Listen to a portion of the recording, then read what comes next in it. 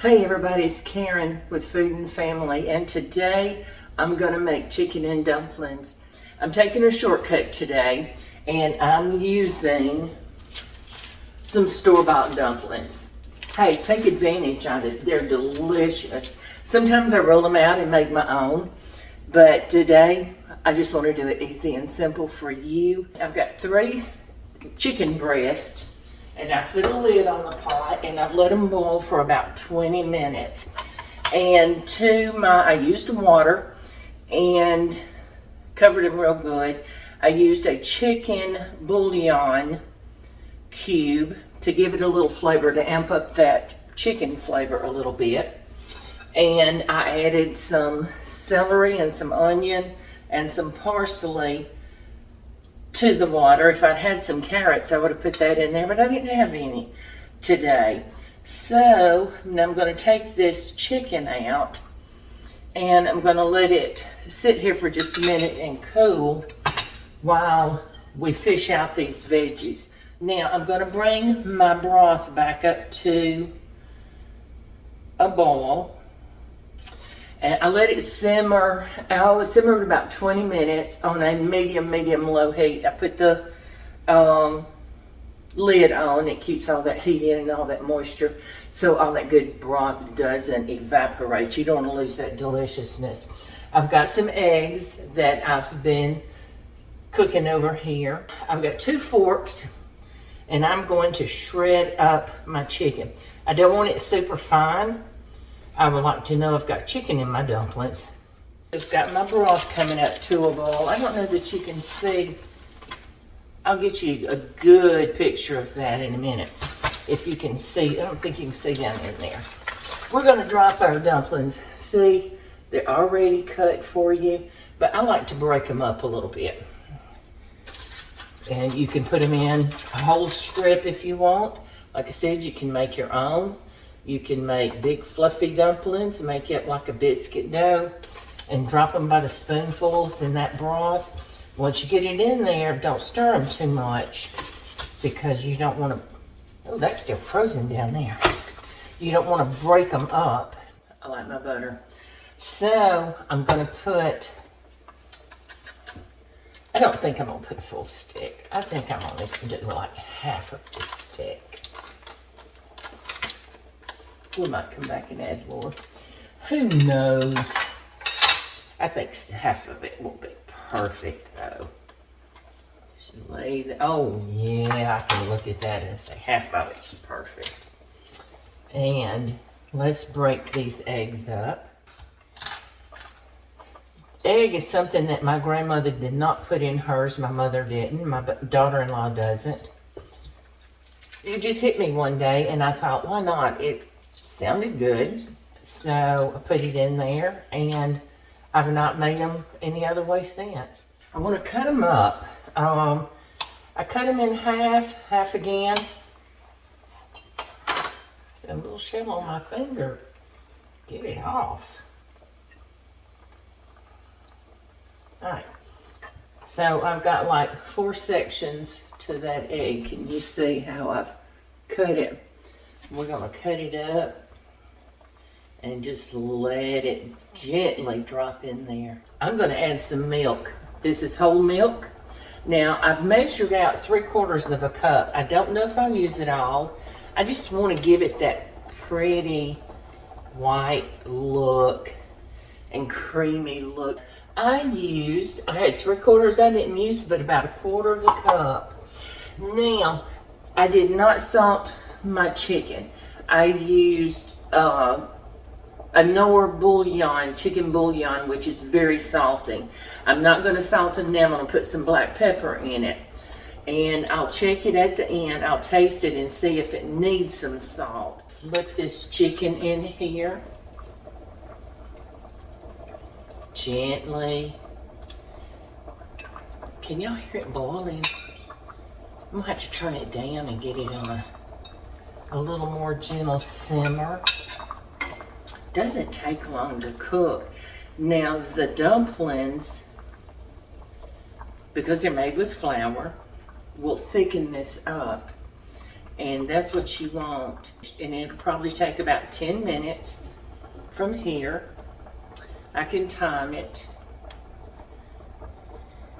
So, let me let that simmer for a few minutes. I'm gonna get the lid back on it. I'm ready to taste these dumplings. I'm gonna turn it off.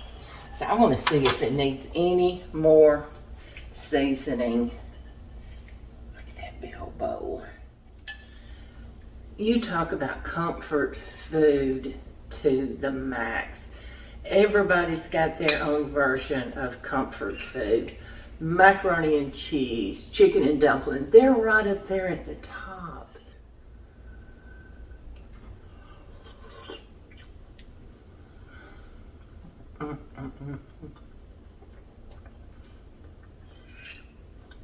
That's all I can say is I want y'all to come back.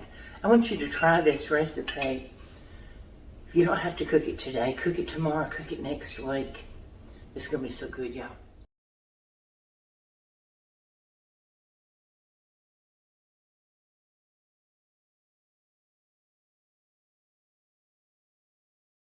Hey everybody, it's Karen with Food and Family. I have a huge pot of vegetable soup going in my slow cooker, and it'll be ready in, less than 10 minutes. So I want to make some cornbread. So I want to show you today how I do my cornbread.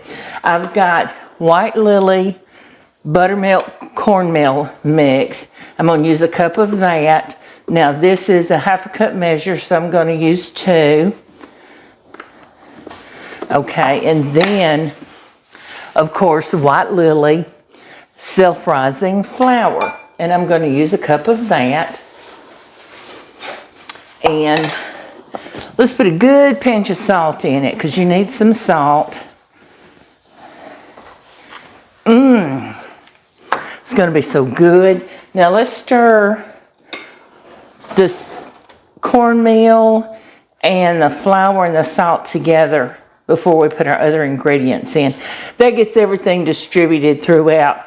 So, and you've heard me say it before, you don't have big clumps of this here and big clumps there. I use self-rising. You can use all-purpose if you want. Just look up how much baking soda, baking powder you need. Now I'm using buttermilk today. I've got just over a cup of buttermilk. I don't know if I'll use it all, but we'll see. I've got 1 egg. Now, I've got my iron skillet. I've got the small iron skillet. I think it's like an 8-inch.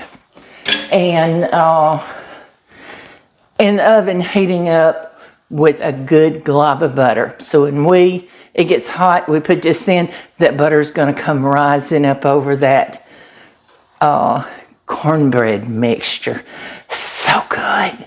And then when we take it out, it's done. We're going to put more butter on it when we eat it. Y'all know we can't do without butter. So I'm going to start with that. I've used about a cup. Yep, and we're going to need more. Now, if it ends up and you don't have enough buttermilk, add more buttermilk. You can add more regular milk. I've seen my mother at the end, if she needed just a little extra wetness, she just put a splash of water in it. You can't tell the difference. It doesn't hurt it. But look at that. See that consistency? See how I've got it? That's what you want. So we're going to get this skillet out and make sure it's hot. 1 extra stir. Let's pour it in, and that's going to bubble up over this cornbread mixture. Looky there. Looky there. Ooh, this is going to be good with our soup. Let's put it in. Now, I've got my oven set to 435, and I'm going to tell you why 435. And I'm going to set my timer for 20 minutes. If I need to bake it a little bit longer, I'll add some more. My daughter-in-law, Carrie, and you may have heard me tell this before, her grandmother told her to bake cornbread at 435. And we thought, that's a non-temperature You don't see recipes like that, 425, 450. So I tried it at 435, and so did she. And it is the perfect temperature to cook cornbread at. It comes out crusty on the bottom. It's baked perfectly on the inside. And our timer just went off on the cornbread. So I'm going to take it out of the oven and show you what it looks like, okay? Oh, it smells so good. Now, remember I baked it at 435. I baked it for 20 minutes. Can you see what that looks like there? Some call that the top. I call it the bottom. I'm going to put it out on this plate. Smoothest skillet. It is screaming hot. Now, I've got my pot of soup. I put it in my Instapot on slow cooker. And I'll tell you how I made it. It's not really, I really don't have a recipe. I make it different every time. But my husband had been at the grocery store and he saw a big bag of frozen soup vegetables. It has green beans, okra, corn, carrots, onion, potatoes, and yellow squash. I've never had yellow squash in a soup, so I'm anxious to try it. So I browned a little bit of ground beef, about half a pound, and I put my vegetables over in it, the frozen vegetables. I didn't drain it or anything. It made very little grease. And then I added a can of diced tomatoes and a 32-ounce box of chicken stock. Now, the chicken stock I had was not unsalted. So I added a little bit of salt. You can always add more in your bowl. I added some onion powder, garlic powder. I used some smoked paprika and a little bit of cayenne because, you know, I don't do heat very well, but I wanted a little bit of something. And let me open my spice drawer and see what else I used. I used a little bit of chili powder. And that's all I used. Yeah, garlic, onion, red pepper, smoked paprika, chili powder, excuse me, a little bit of each, just a shake of each. I can't even tell you how much I used actually. And just the 1 carton of chicken stock, put it on slow cook for 6 hours.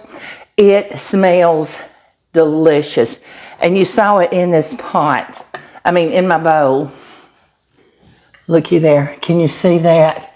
Delicious bowl of soup. What we don't eat, I'll freeze. We'll have another meal. And as much as we've got left, I might have 2 meals, but I'm gonna cut me a piece of cornbread. I don't know if you can hear that crunch. I'm ready to eat. Can you see that? Now, you can't get a better meal in the fall or winter. So the weather starts turning off cool where you're at, make you some soup and some cornbread to go with it. Now I've showed you how I make my cornbread and I want you to give it a try.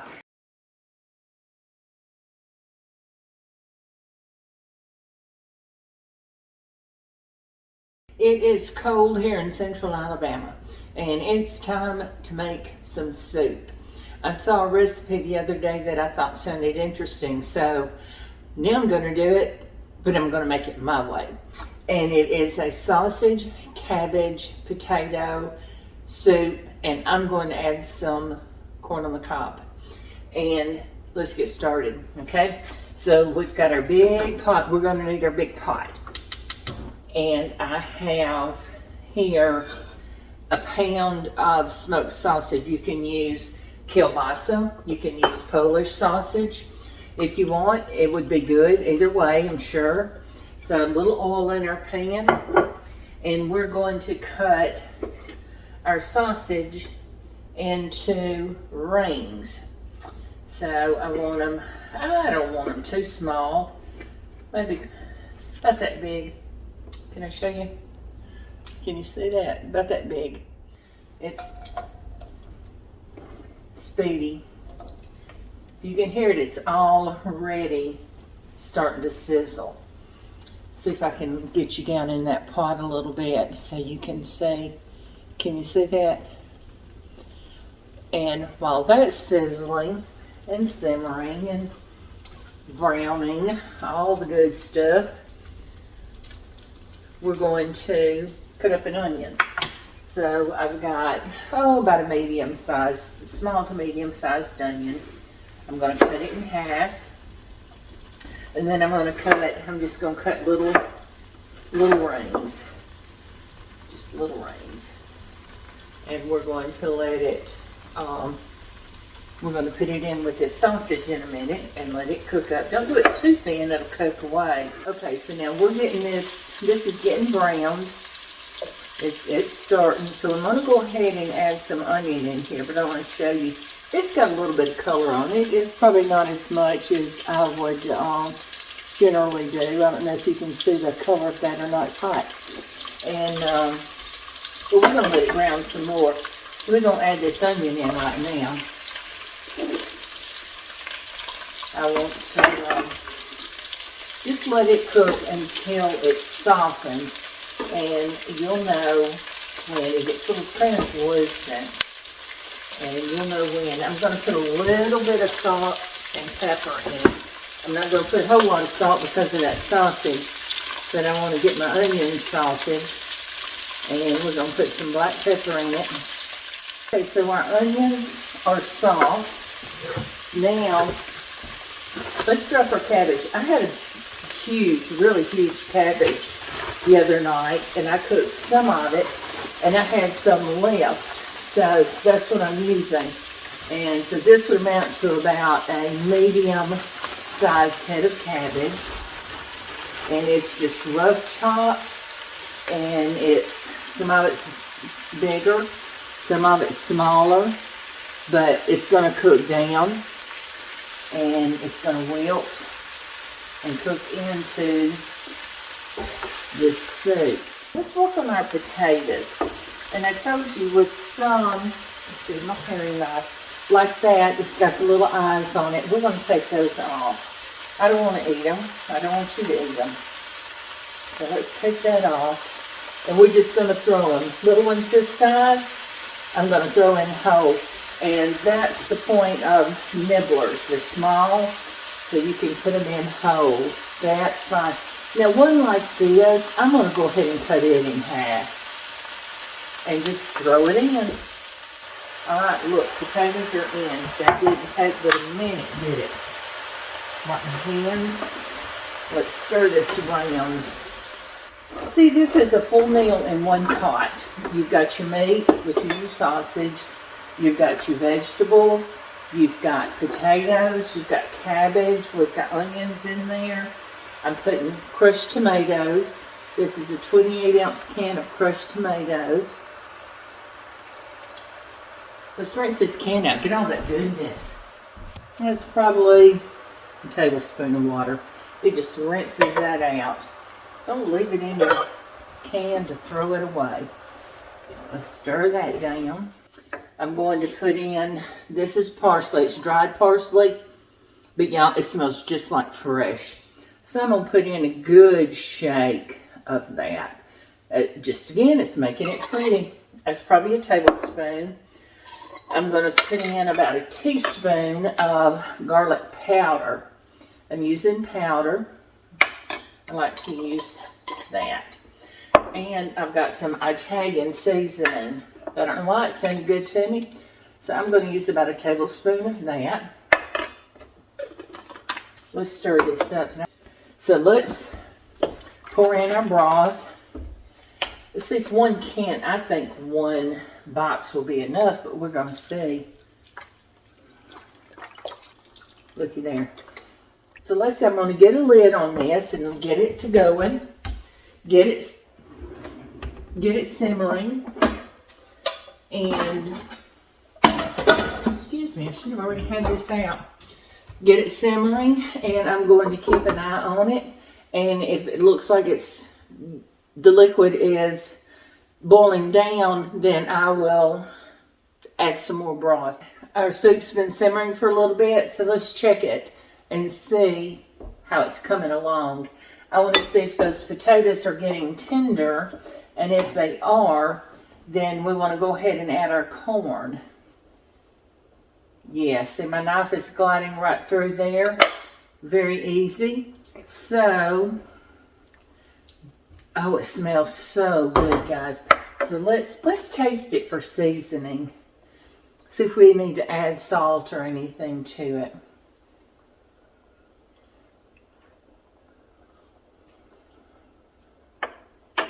Needs a little bit of salt. So I don't go heavy on salt to begin with, because you can always add it. You just cannot take it out. Okay, let's drop. See, I cut our corn up. I showed you the 2 ears, and I cut them in little niblet size pieces. So we're going to drop those down in there. So we're going to let this simmer for just a few more minutes. It won't take long. And then we're going to come back and check out the finished product. Have us a little taste, and I already know it's delicious. And we're going to have us a good soup. All right, I'll see you in a little bit. Hey guys, so let's check this corn. This has been cooking for a while, so I think it's going to be done. But we want to make sure that corn is tender. And I suspect it will be, because it doesn't take fresh corn long to cook. Oh yeah. That is very tender. So let's dip us up some and try it. What do you say? Now, can you see that right there? That is going to be some more good eating. It's something to keep your body warm on these cold winter nights. Oh my.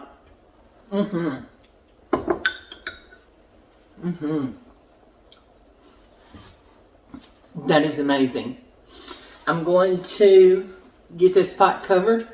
I'm going to make some cornbread in a little while, and so when my husband gets home from work tonight, we're going to have us a good warm supper. Thanks for joining me today, and I hope you really enjoy this video, and I hope you'll try to make this. And if you do, please let me know what you think about it. Like and subscribe to my page. And I certainly would appreciate if you would share and hit the notification bell so you'll be alerted when I post another video.